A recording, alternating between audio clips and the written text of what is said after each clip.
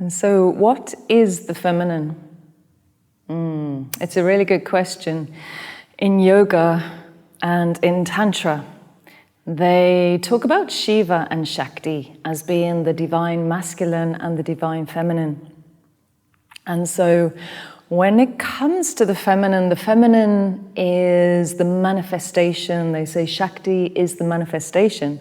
Shakti is everything that we can see, we can touch, we can feel, we can taste. From the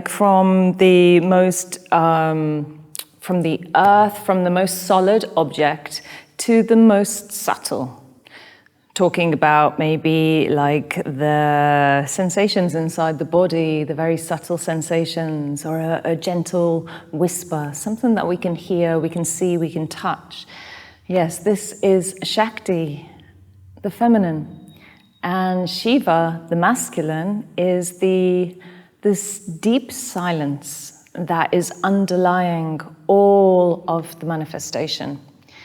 And so when we go into a moment of silence, because we can't keep silent for very long, we go into a moment of silence, the mind stops, everything stops. If we turned off all the external sounds and we just went into this deep, deep silence and stillness, or pure consciousness, awareness, this is Shiva.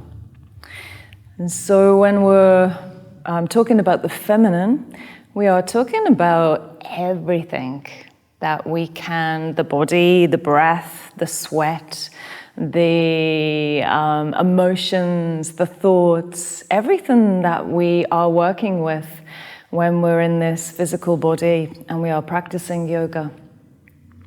So this is very beautiful to understand that the feminine is actually the elements.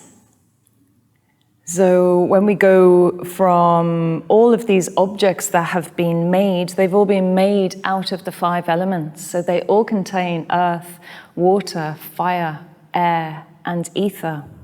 Like our physical body, like the mountain, like the tree, like the ocean, like all the different objects that we see, all made out of the same elements. So when we're talking about the roots of feminine yoga, can we come to this place? Can we get right to the root, right to the natural source of everything? And like feel this in our body. Yeah? Very simple, coming back to simplicity. This is not about reading these complicated philosophies. It's not about, like, you don't have to be good at yoga and read the Bhagavad Gita, the Hatha Yoga Pradipika, the Yoga Sutras, and know all of these verses. We are coming into a way that is more natural and more simple. Or we can come into a way that is more natural and simple, and it's away from the intellect, but it's coming into an intelligence within the body itself, which is called kinesthetic intelligence. And I feel that this is something that we have lost. We've gone into the mind, we've gone into the intellect very much.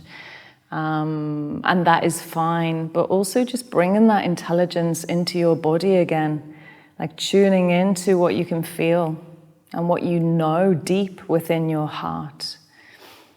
And so when we're talking about the feminine in yoga, we are having a different approach, one that is equally as powerful, but one that can really heal and ground and bring us back onto this earth and bring us back into our hearts and help us to relate to each other as humans and help us to really heal the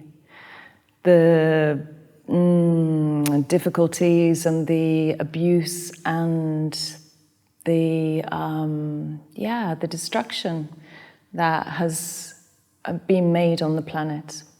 So I feel this is an essential part of yoga, and that we need to come back to the feminine in order to heal the earth and heal ourselves and heal each other.